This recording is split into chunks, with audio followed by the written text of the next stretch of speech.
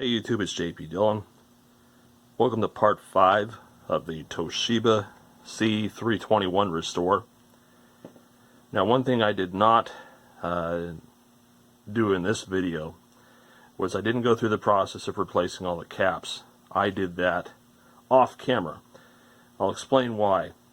It's a long, boring, mundane process, and it eats up a lot of footage time, and I don't like splicing videos together and editing and all that. I try to put everything all together all at once. So I am going to sum up what I did so that y'all can see it.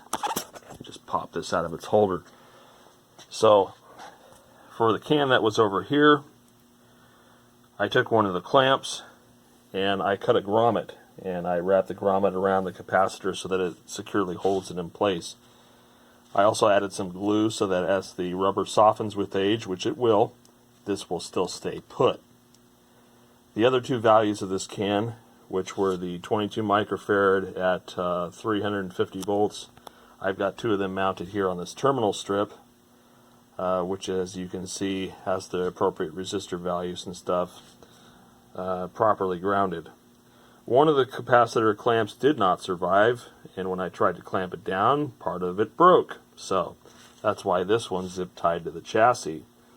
But you can see that this is secured down. There's glue underneath it so that if the tie's let loose, this doesn't go flopping around. Also, heat shrunk leads there. And then behind it, there was a 3-section can of, I believe it was 3 sections of 700, 2 sections of which were tied together. So I replaced the 2 sections tied together with a 2200 microfarad and the 1700 with 1000. And then behind that, the little guys there are two 470s at 35 volts. So that's your obvious low voltage filtering for the 12 volt section. And then over here, I did another grommet with a clamp and everything down here. Okay, so that's the power supply thing. Also, we had concerns about the IF board. And in the previous video, somebody pointed out that one of these cans was not properly soldered. I believe it was this one. And it was true that when I went over it, it was not properly soldered. So I did go over the board again and made some corrections there. Also, I did pull and test the electrolytic capacitors, all 2 of them. There was a 10 microfarad here and a 22 microfarad here, both of which were running at, they were rated at 16 volts. Let me get some light on here because I can see that the lighting isn't really adequate for what I'm trying to show you. So anyway, I yanked that 22 and 10 and tested them both using a voltometer, which has 22 volt bias, so it puts 22 volts across the component, or up to 22 volts, and at the rated 16 volts, which was the R times 10K, I believe, the 22 microfarad here was very leaky, and it was actually showing about a 10K resistor. The 10 checked okay, but I changed that out anyways, just because, you know, might as well while we're in here. So if we look at the schematic here, which I'll grab, the 22 microfarad in question is C128, and if you follow that, you can see that that's a supply line that is fed to the first IF transistor there.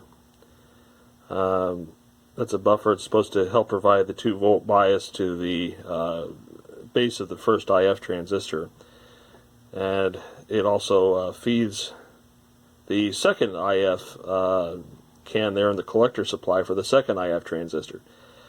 So if that capacitor is leaky, it's going to pull down that supply, and that may be why we are getting such poor video and audio response, because the video was really bad, but the audio was kind of weak and distorted too. And we were having sync issues, so definitely a loss of IF. However, I think in this video what we are going to do is try and locate the two 1N60s here for the picture and sound detector before it leaves the board, and then we're going to check them and see if they're open or defective, because if the 1N60s are defective, it would be weird that both of them at the same time would be defective, but we do have more video issues than sound. We need to replace those before popping the thing back together. So I think that's what we're going to do next. Is I think those 1N60s are under the shield of that board, because it does show them as being directly after that IF transformer there. But just at a first glance, I don't see them kicking around in there. And obviously I can't see much without taking that shield up.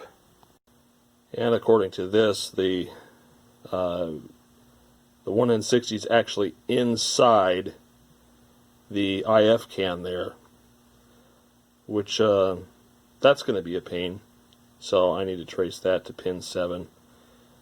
So pin 7, L1, 15, 13, it's just a filter and a trap there, and then we need to take a look inside of there. So I think really what we need to do is focus on getting that shield up and seeing what's underneath as far as accessing those diodes. Because without doing that, I'm not sure if there's much else that we can do with this. So we'll undo our solder tabs here. Looks like it's been bent up before actually, so maybe we'll just try that route first and then see if we can't get inside of it, or at the very least find where the diodes are.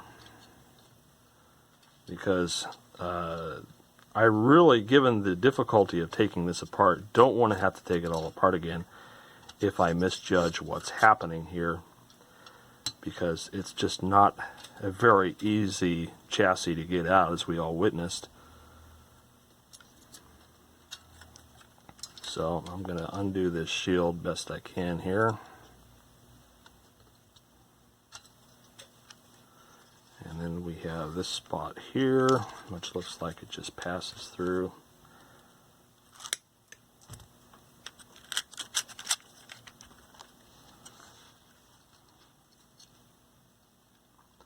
Thankfully this is very thin metal, so I don't have to get the soldering gun out.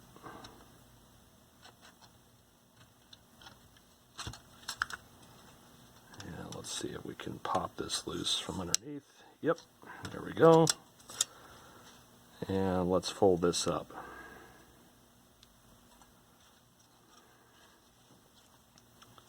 So, T104. Let's see here. Let me put the soldering iron down before I burn myself with it or burn something else. So we got to trace this backwards,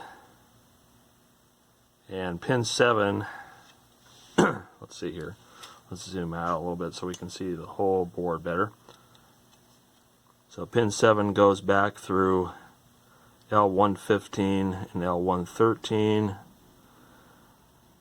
And let's grab our schematic and compare really quick.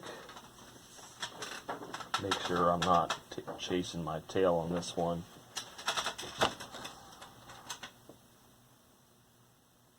Yeah, 15, 13, L104 through the trap. And they do call the 1N60 D101. Which was marked on the board, as I recall just seeing. D101. So that's going to be inside this can right here. And I suppose we can do the basic diode test while we're here. But really, a diode test is only a minor thing that tells you what's up with this set. Let me see if I can prop this up so y'all can see what I'm doing. So if we come over to D101, we should get about a 0.2 volt drop. 0.277, that's pretty good. And then so there should be another diode for the sound. Here we go, D102. Yeah, 276. They're fairly well matched, actually, from the standpoint of that. Since it is in series rather than in parallel, I don't have to worry too much about the stray reactance of the circuit throwing my meter off. Because if we look at this again, if it'll focus, yeah, it's in series with that. So I think, given the fact that both are the same reading, there's a fair chance that those diodes are going to be okay. And I think I might, as a final precaution, unsolder one leg of this and test it out of circuit. Really quick soldering there so I don't heat up the part too much. And let's see if that out of circuit still checks okay.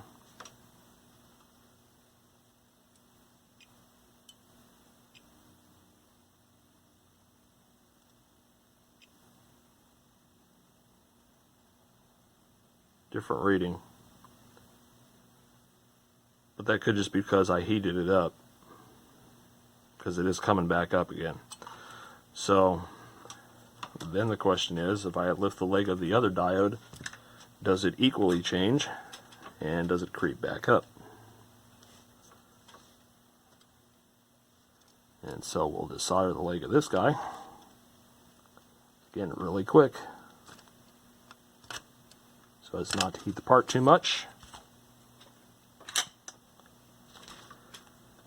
And then we'll do a similar test.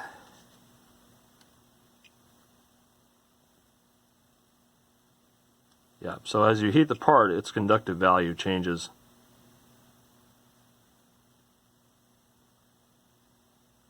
But it's coming back up too, in kind of the same manner as the other one.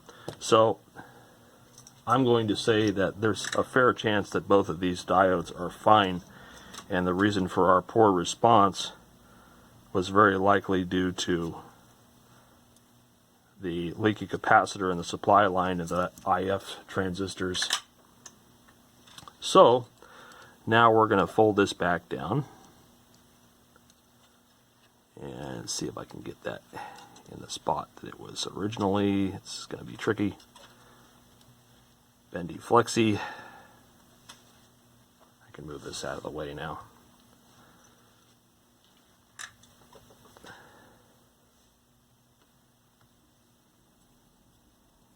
Da-da-da-da-da.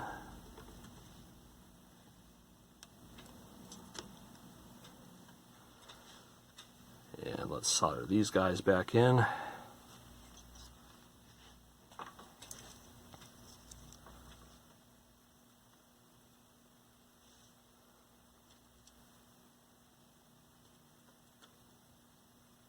All right.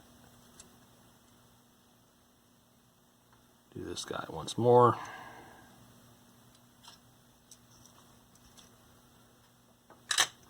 Let it cool down a bit and make sure that everybody's got a happy connection here. Seems like they do. Tug on it a bit. I did not solder these pins yet, so let's go ahead and do that while we're here.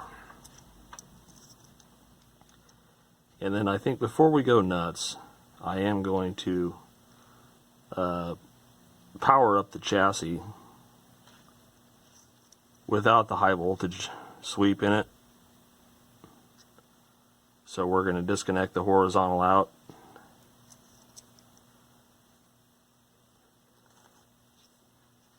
And see what our voltages look like on the pins of this thing, because I am concerned about the voltages on the IF. And because it's a series string set and the solid state has its own power supply, I can check the solid state and everything here without there being worries of the sweep firing up. Just kind of look over this one last time. because I want to know for certain before I put this thing back together that at least the voltages on this board are going to be happy looking, because otherwise we're going to spend a lot of wasted time messing with this. So let me put this board back in. We'll remove the horizontal out and the vertical out. Well, I guess it doesn't matter since it's a series string. Remove one tube, none of them light. And then we'll take voltage measurements. We'll take power supply voltage measurements, which are likely going to read a little high since the tubes aren't really operating.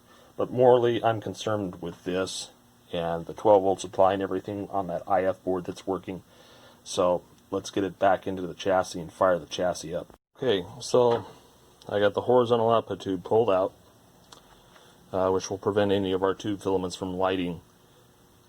I also have this connected to my dim bulb tester because it is the first time that this is being fired up on new caps. So I want to have my test points and stuff kind of exposed to see where I'm at. Also, if I've made any kind of mistakes, the dim bulb is just going to get really freaking bright and hopefully limit the current so that I don't smoke anything. But assuming all that's cool, then we'll start taking the voltage measurements on the IF board up here, and hopefully everything will be cool with it and we don't have to worry too much about there being some sort of scary problem when we put it all back in the cabinet. So it's probably a good idea to reconnect the AGC and AFT boards. And so yeah, let's fire this thing up and see what happens.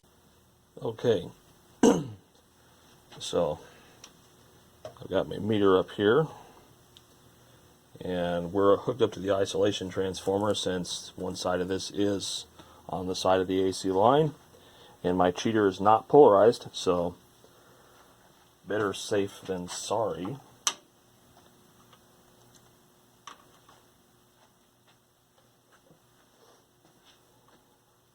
Alright, so we, according to this, are powered.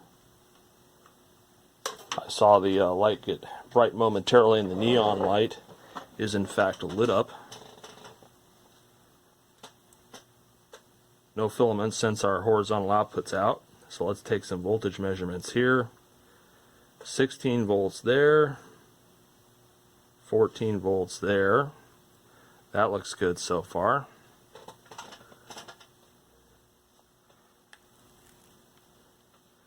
And let's take some measurements back here. Get your AC coming in, 340B, more AC coming in. Let's take a measurement down here at this doubler cap. We got 170 there, which means the other one's going to be that 340 that we saw. And again, that's all unloaded. So let's come here to this choke, 15 volts on one side, 14 volts on the other. That looks good. Come over here to our high voltage. We got 340 there, 341 there. So nominally power supply checks out. That's a good thing. And so now what let's do is I'm going to take some voltage measurements on the IF strip based on what the schematic is supposed to show here. This is going to be kind of tricky because I got to juggle this big old book with everything else. But if we look here, so I'm going to check these three transistors. So Q101, which is going to be on the far left side from where I'm at, should have 2 volts on the base, 9 on the collector, and 1.2 on the emitter. So if we come over here, and let me get some freaking light so I can see what I'm doing.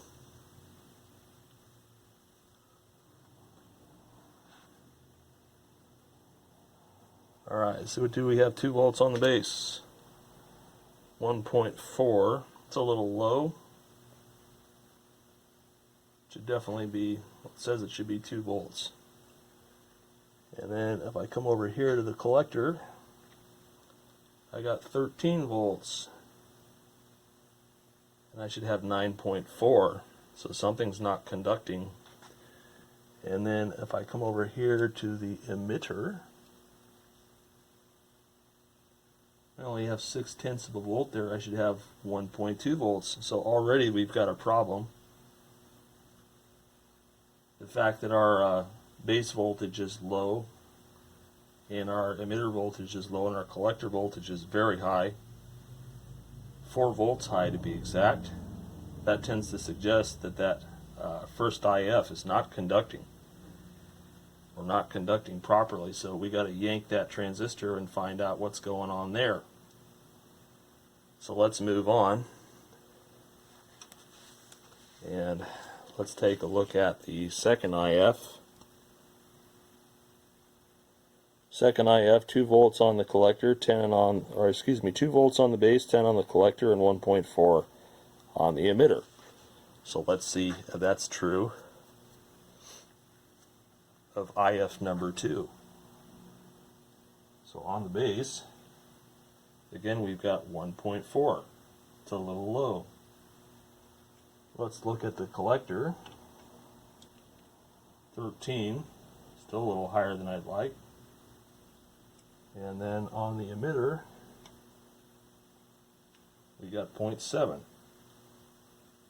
Interesting that this stuff is all a little low and a little high. Okay. So then the final one, this is Q103. We should have 3.3 volts on the base, 11 on the collector, and 2.6 on the emitter. So coming over here to the third one,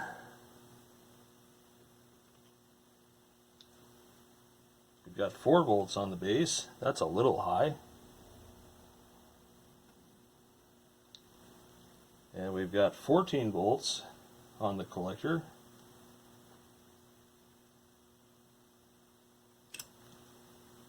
See if I can get a good grip here. And 3.4 on the emitter. So everything's a little bit high there. Now, I don't know if the voltages are wrong because of the fact that the AGC is getting wonky because there's no signal attached. So yeah, that's one thing that I might do, is attach a signal to it, just because. Or we're actually getting power supply deficiencies. Let me move that out the way. So on pin 5 of the input of this board, I should have my 12 volt supply. It's 14.2. Again, things are going to be a little bit high because the tubes aren't in and things aren't loaded. So I do have my 12 volt supply there. On pin 3, there should be that 2 volt supply. It's 1.5. Not sure why that's a little low. And then let's see what else here. I think those are our only 2 supply voltages there.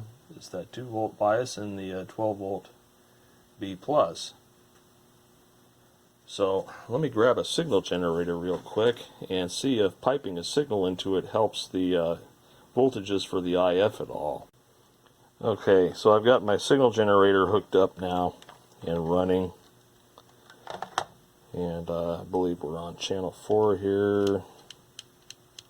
Yeah. Okay, so let's see if that helps our IF voltages here at all.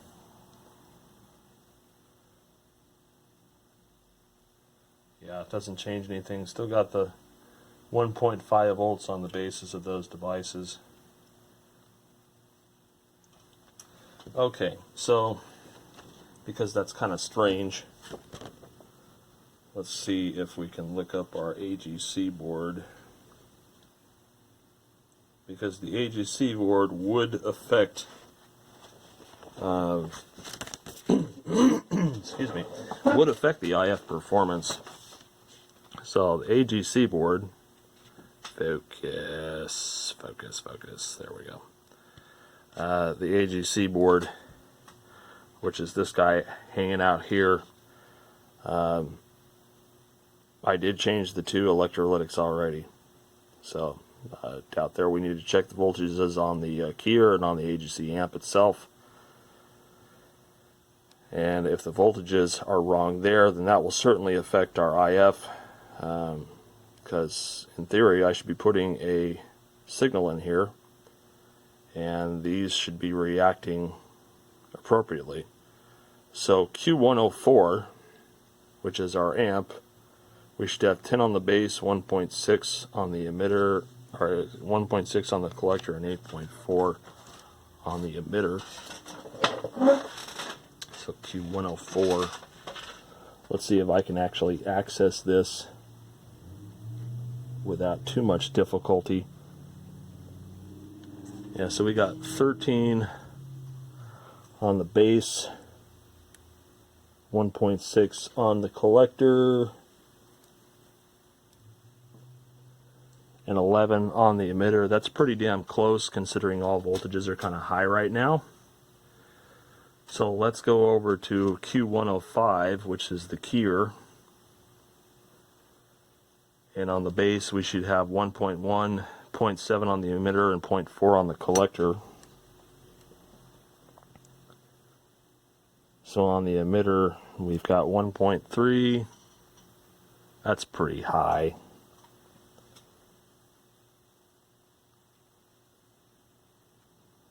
We have diddly squat on the collector. Yeah, absolutely nothing on the collector.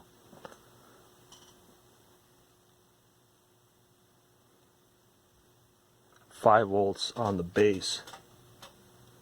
So something very wrong with Q105. We need to yank that one out and check it, because it should not be behaving in that manner for sure. So let's discharge the power supply, since even after turning this off I can guarantee you there's still voltage here.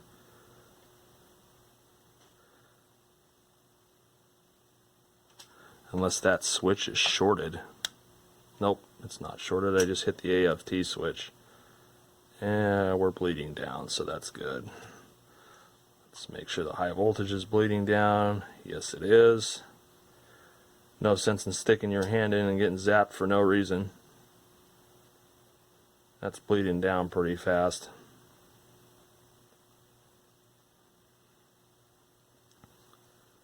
So the fact that we were seeing 5 volts on the base and diddly squat on the collector might mean that that is open. That Q105 might be open. We're going to pull it out and check it. So let me go ahead and do that. Alright, so there it is, 2SA495, and this is one of those epoxy filled transistors from the late 60s, and these things love to open and get noisy and malfunction. So I'm going to grab a component tester and we're going to kind of see what condition this thing is in, assuming it will cooperate with me. Oh, yeah. Alright. Okay, so we've got our little Frankenstein component tester. I got tired of the sockets wearing out, so I just made my own little test lead thingamajiggas here. And I'm just going to hook this transistor up, see what it currently measures, if anything. Okay. Let's see if this comes up as anything useful.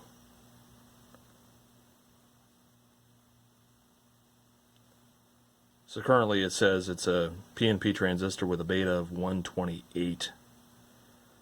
Interesting how it the turn-on voltage they say is 0.8 volts. That seems a little high.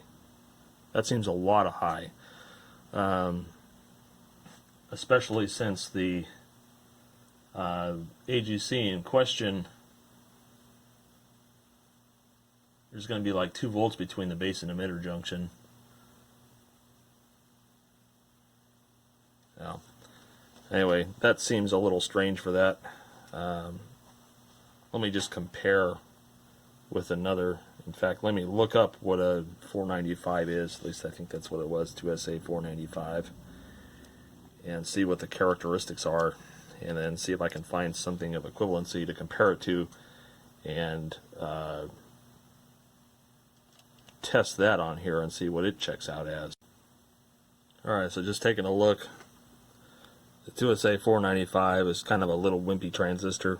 It's a 35 volt device, 100 milliamperes of collector current, 200 milliwatt, and 200 megahertz, 7 picofarad collector capacitance. So nothing special here. Trying to think of what else I can put in its place.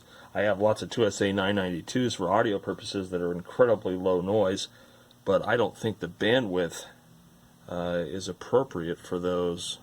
Yeah, because looking at a 992, yeah, it's got big high voltage, it's 120 volt, but it's only 50 milliampere, and it's only 100 megahertz, and it's only 3 picofarads, so that's not really going to work in this application. I'm trying to find something I can compare it to, because I don't know, just the readings on that transistor make me wonder. The only other close thing I know of would be a 2SA 628, and take a look at this data sheet. This is again a low voltage device. It's only 30 volts, but it's the 100 milliampere, only 100 megahertz, but it does have the 6 picofarad, which is close to 7. But let me just very quickly test this for comparison. And I just find it weird, the voltages readings I was getting on that are almost like it just wasn't conducting. So I kind of want to check that before we go too much further. Like I said, the fewer times that I have to yank this chassis for some reason, the better. So I'm just trying to be thorough. But a 200 megahertz versus a 100 megahertz device probably won't look too great in an IF stage.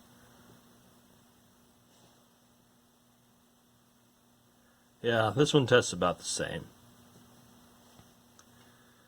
So the next thing that I want to do is make sure that this device doesn't have any leakage, because if it's leaky, that would definitely cause a problem, but it behaves more like it's open than it's leaky.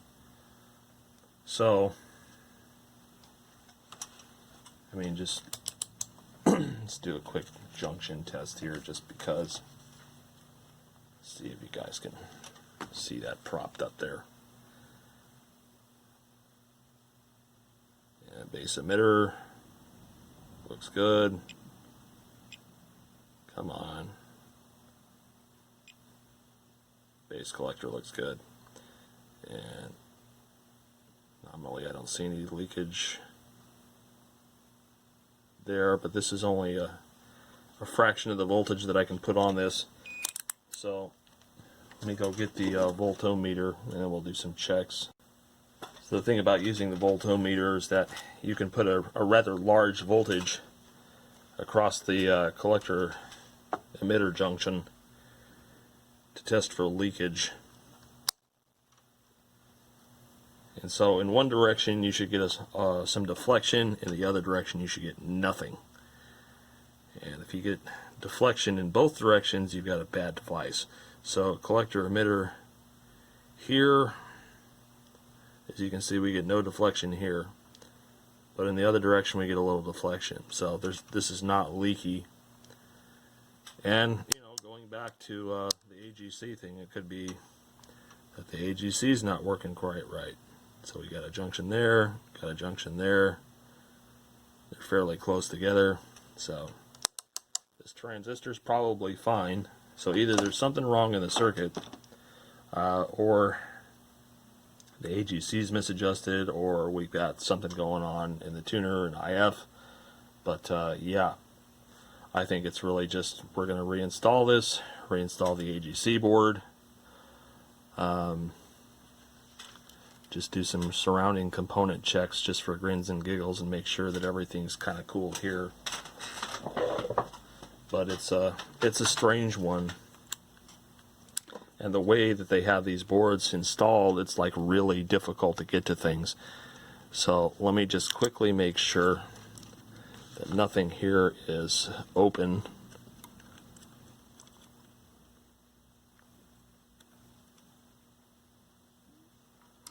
Yeah, got a 100 ohm there. Should have a 220 here. That went way up. What was that, 270?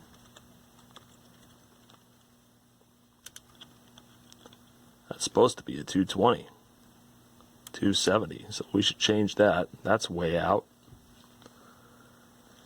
And here's an 820 ohm. Let's see what this one checks as.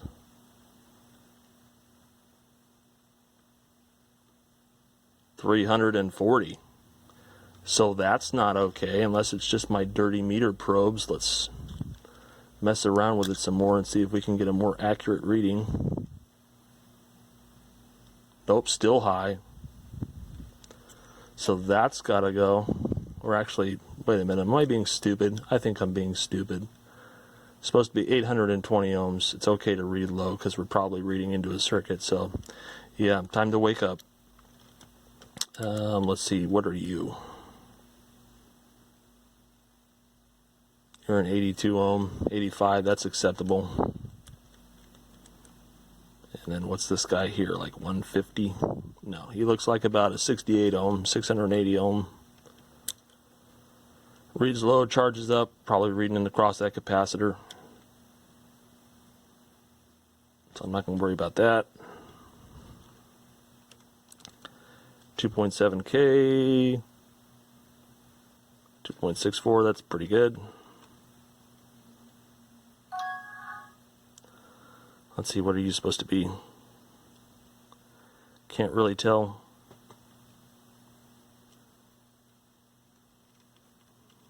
$18K it looks like. Brown, gray, orange. $18K. It's going to read low, that's alright. So that 220 ohm for sure is way off. It's a 1 meg. 560, it's close enough. 560. And this one's supposed to be 112K. Is it? No. No. Yeah, that's orange. 12K, and we got 13, 14. Alright, so just that 220 ohm is wrong. So we should change that along with it, putting the transistor back in. Alright, so I got the transistor in.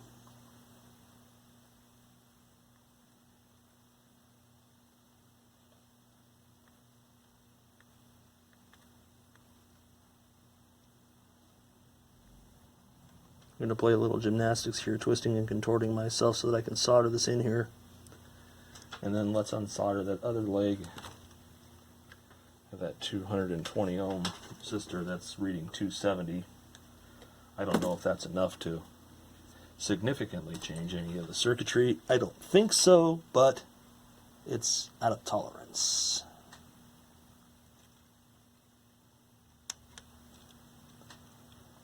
And I also have to fidget with this and get it in here so that I don't burn any of the wiring around it. It's not cooperating.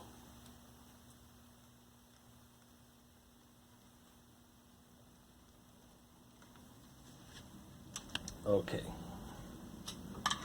Let's see if we can yank that resistor.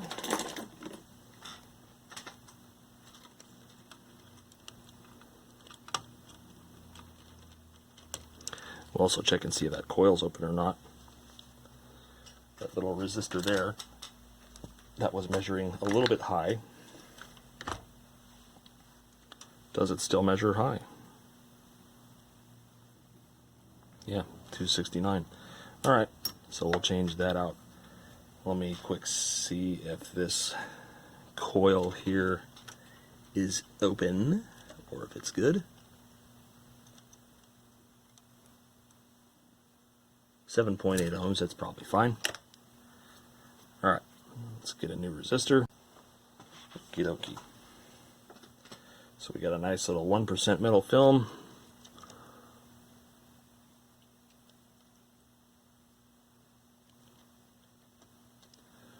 Pop that bad boy in there. And then we'll solder that guy in.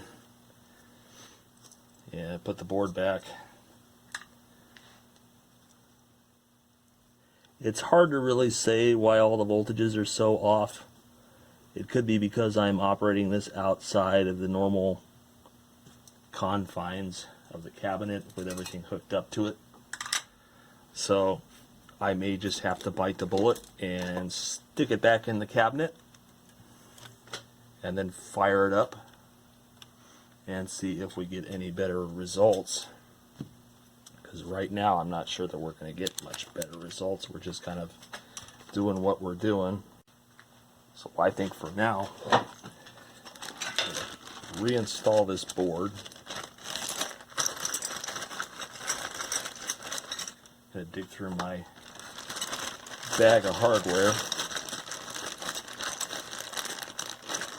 get the appropriate screws, which is going to be tricky apparently because there's one.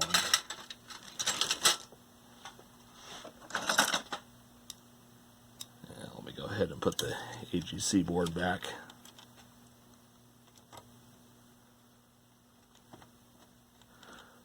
You know, I just realized something really stupid.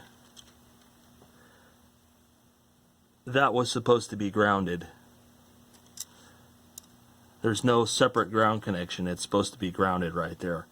So maybe that's why my AGC was so wonky. So let's actually connect the board properly and then take measurements. And maybe that will provide some form of better operation. Maybe not. But that certainly would have pissed it off some.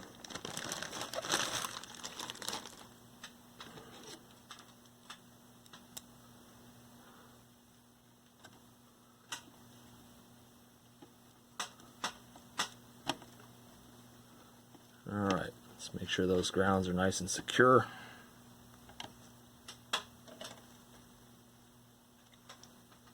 Okay. Let's put all this aside. Put this aside. Alright. So I'm going to turn the chassis back on again.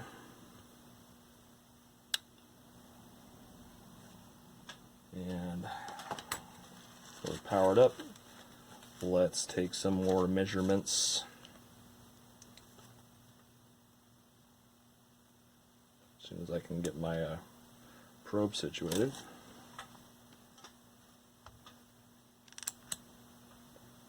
Let's see, what's the best way you guys can read this? Is it here? Is it here? Oh, can't see that because of the glare. There we go. Alright, so let's see. Let's go back to Q104 again. On the AGC board.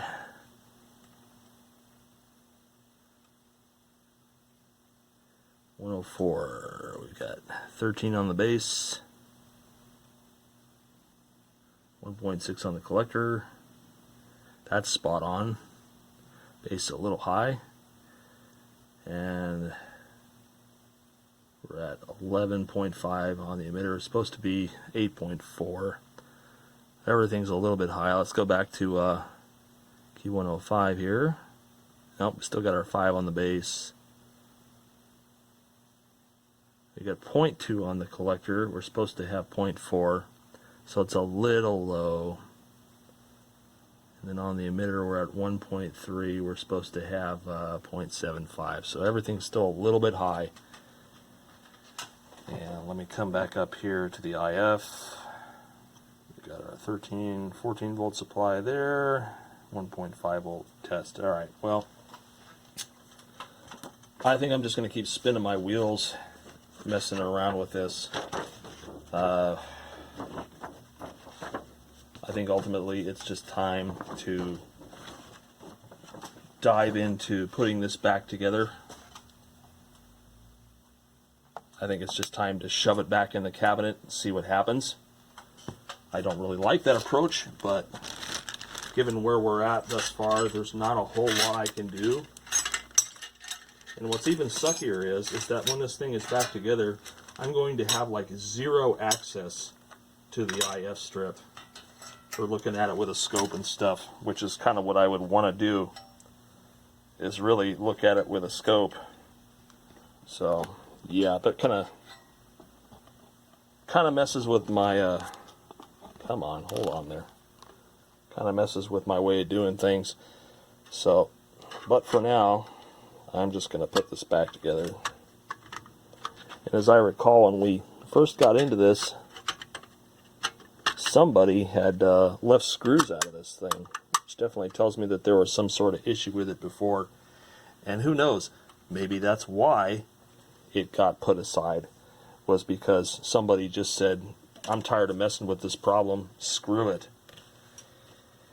And if it comes down to that for me, I'm just going to find a way to put a audio video input on it and use it as a composite monitor, because, you know, not many people broadcast on analog anymore, and I don't have a transmitter in my house. I usually just feed stuff directly in. Anyways, yeah.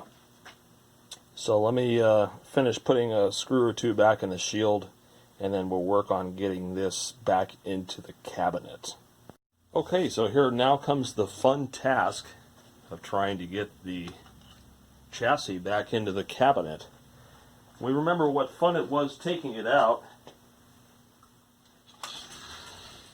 and now we get to see if all of the capacitors and things I put in here are actually going to fit. I think they will, but oftentimes there's a surprise and you discover that it doesn't quite work. So I have to be very careful as I put this back in here, not to damage anything crucial, and make sure that I have everything unraveled. And of course the phone's going to ring because people are stupid and they don't know when our business hours are. It's like 2 hours before we open.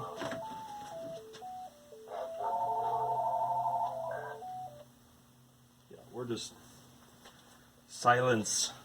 Silence is golden. Alright, so the biggest concern obviously is getting the tuner in first, since that's going to be the trickiest part. It's getting this all to cooperate with me.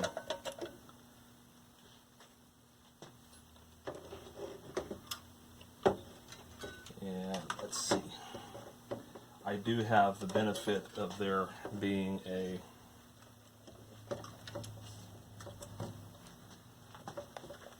notch here to put the tuner on,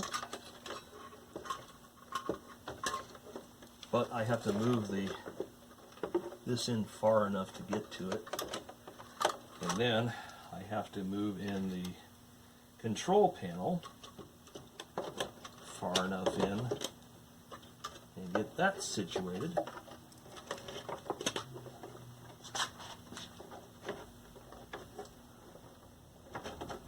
I remember what fun this was. Let me put a screw in to hold the control panel in place.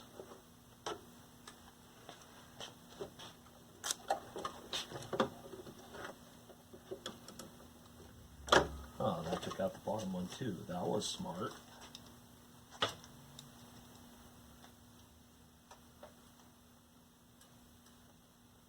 I remember this was all in my experiment to get this thing out of here without destroying anything.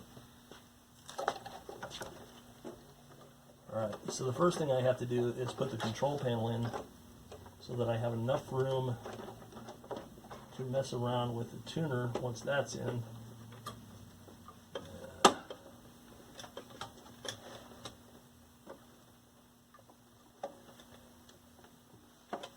right off the bat something isn't cooperating for me.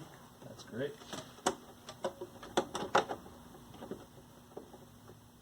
Let's see, do I have to slide this in at an angle? Yes, I do.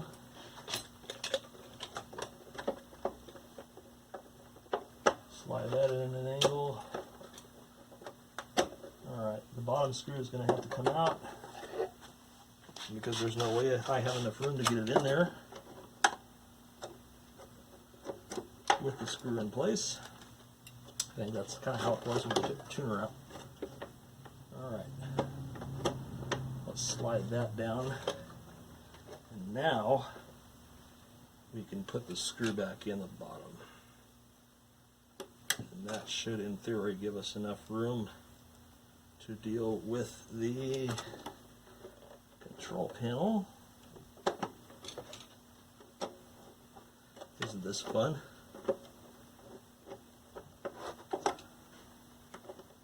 Okay, the control panel's in at least. Let's swing this back out so I have access for the tuner and the bottom controls here.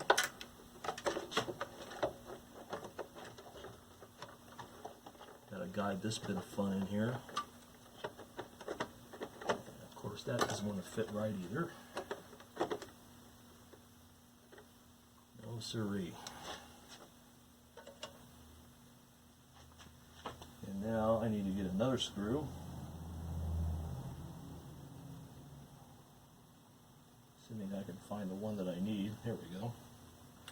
And put the bottom screw in for the tuner.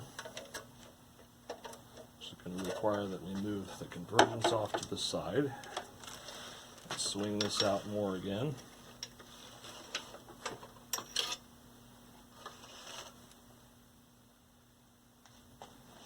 Make sure that doesn't come unseated. Come on.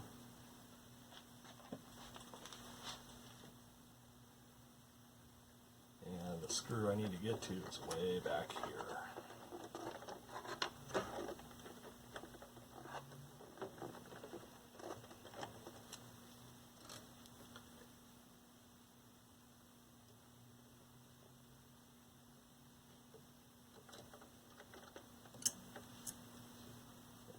Nope.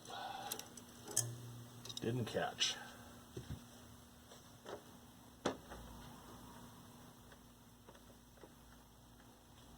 Looks like I'm going to need to tighten the top ones a little bit to push it up against the front of the cabinet more.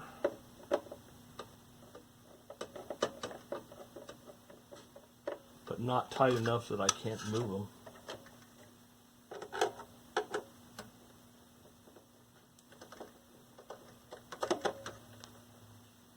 Alright, let's try this bottom one again.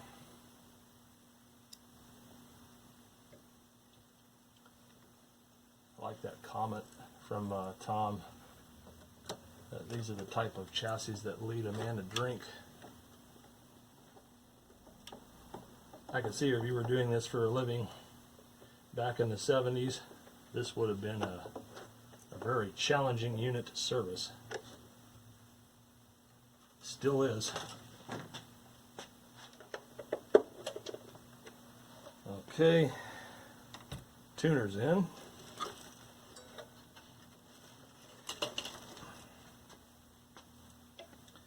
And let's bring the convergence and this back up.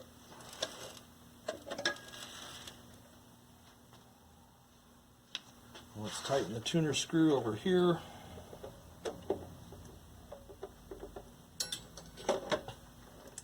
And then there's cables and stuff I gotta tuck back in here so they don't get damaged.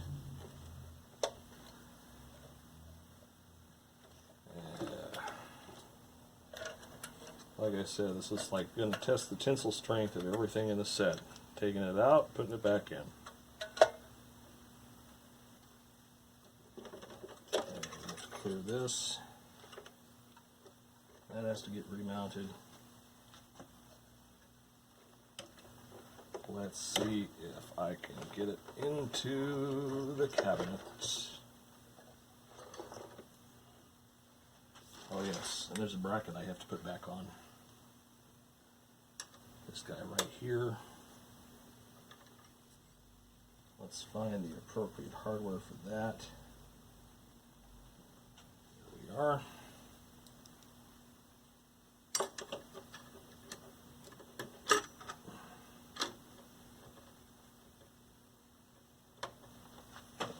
Okay.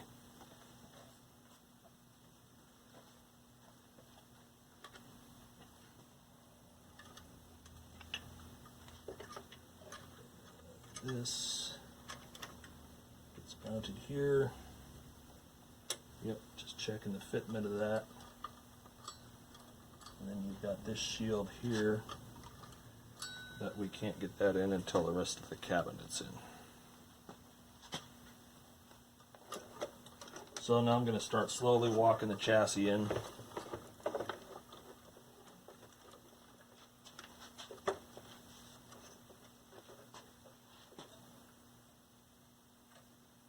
And let's see. We've got our convergence. Let me remount the convergence board. It's structural support as well as placement. All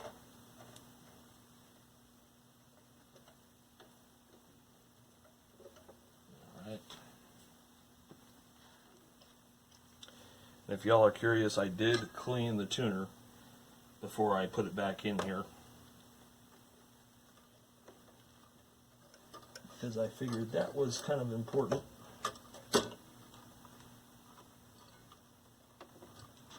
Not quite there enough yet to secure that. Alright, so now, since this is mostly in here, I'm going to attempt to flip it up on its face.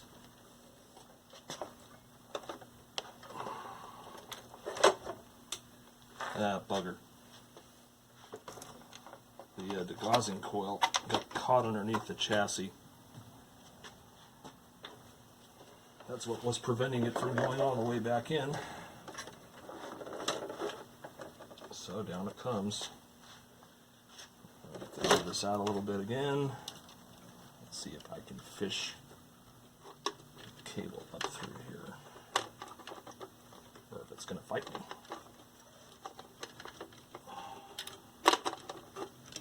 It's going to fight me. Alright, so that's up and out of the way. Let's just go ahead and plug it into its socket. Push this back up, and we'll try this again.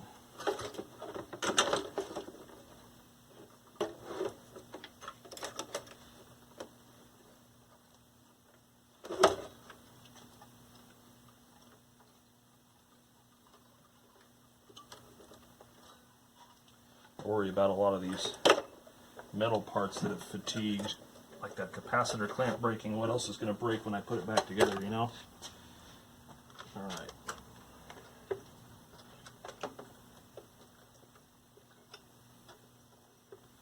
Alright, so already I've got a problem with wire routing.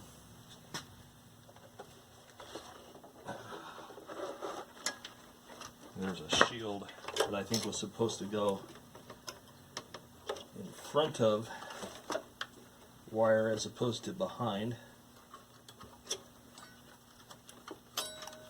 So this will be fun. Just got to work this around this. Alright. There we go. Now we got a little more freedom.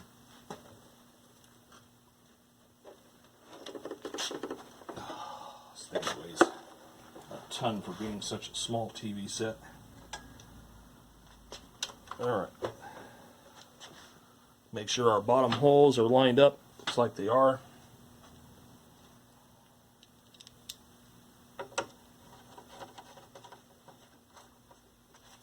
So we'll put that in.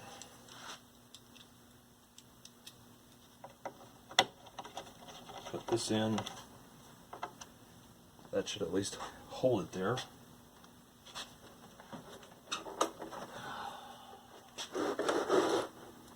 Alright. let's see, what else? Reconnect our sound.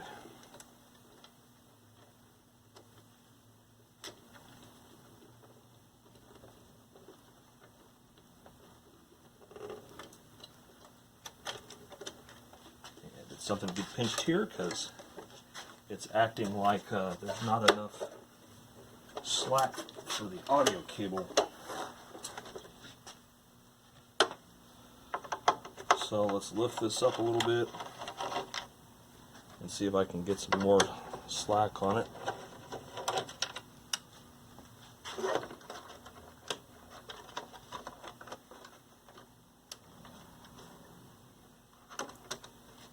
Let's see.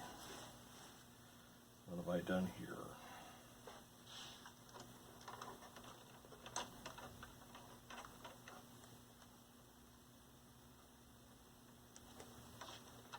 Can't really tell if that's a function of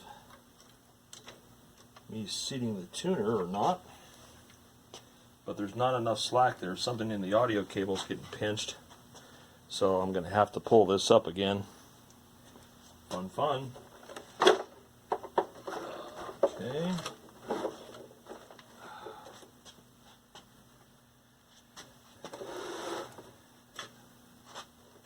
Yeah, this is probably going to have to get undone.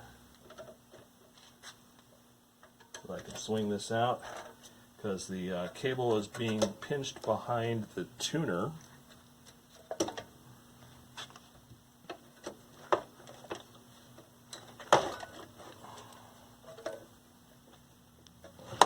Swing this out again.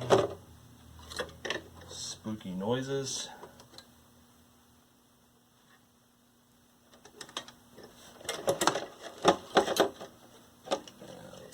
Set this aside.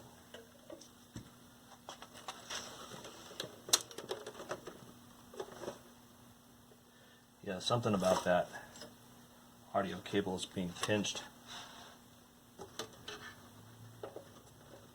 So let's loosen this. And loosen this. And then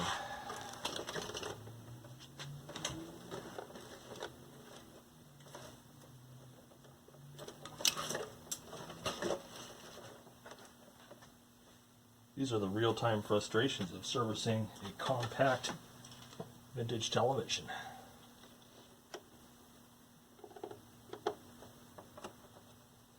So I need to pull up and loosen the tuner because I see something here, back here, is getting caught up. So that's not going to fly because we need to get that cable loose. I should have checked that before I started sliding stuff back together, but I did not, and so this is my punishment.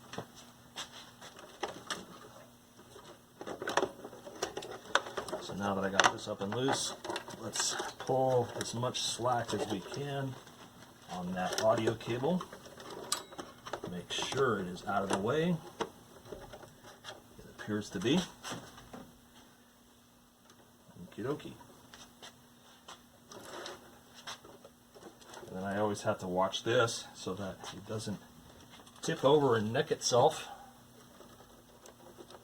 because this whole project will be for naught if the CRT commits suicide.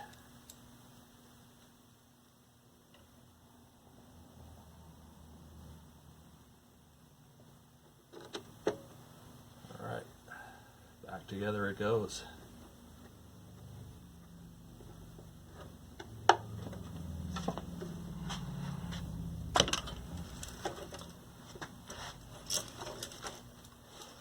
Let's remember to pull the degaussing up through here.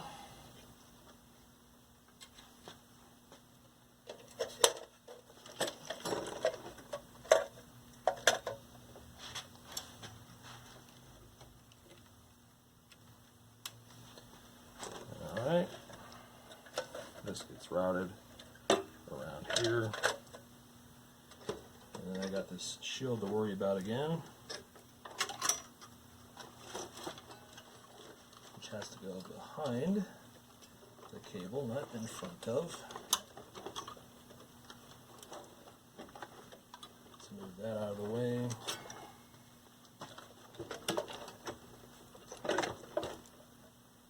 think we're starting to get the hang of this.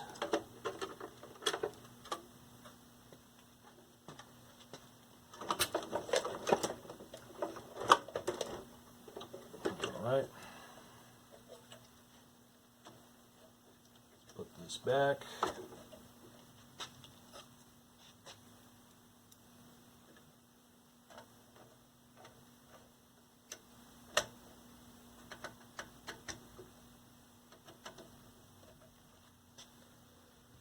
Okay,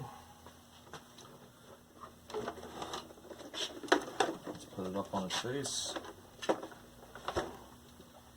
Let's get the chassis guided in here.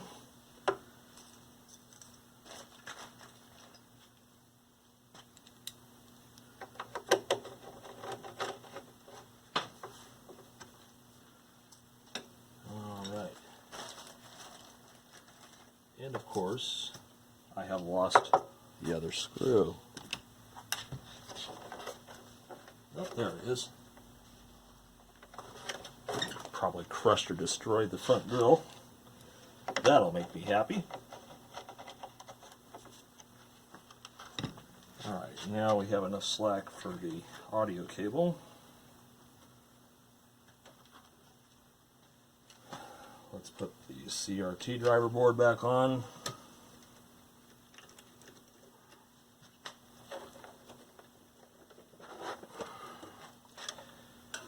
Let's plug in our convergence and our yoke.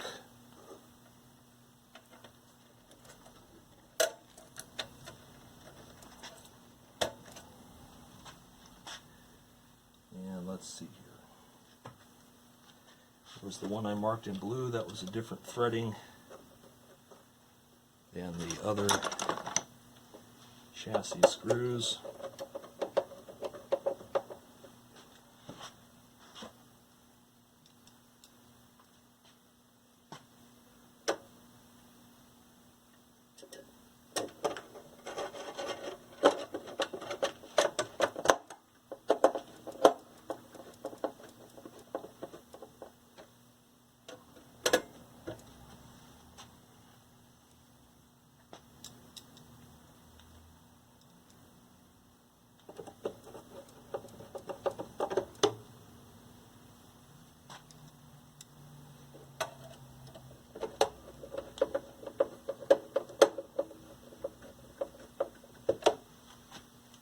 Okay.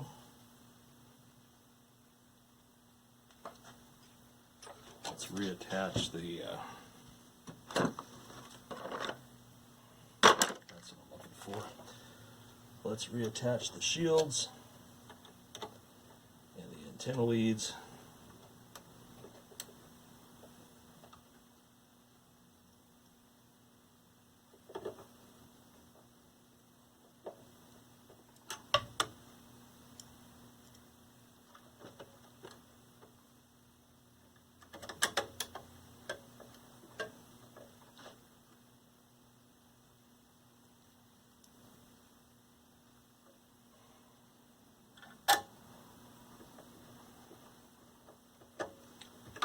Alright, let's reinstall our high voltage lead, which is just a matter of getting the clip underneath there and securing it in the clamp.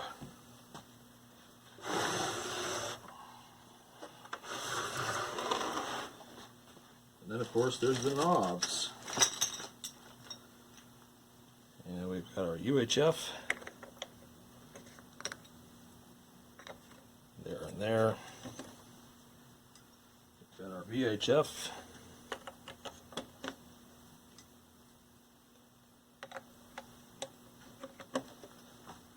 We've got our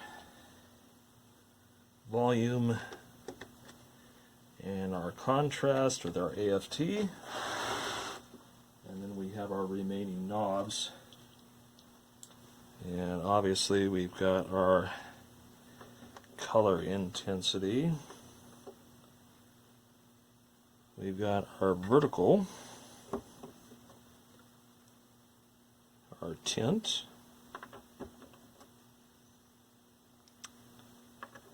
our brightness, come on, there we go. And finally our vertical hold. So there it is. It's back together and reassembled. But will it work? That's what we're going to find out in the next episode. So stay tuned for episode 6. Thanks for watching. More stuff to come.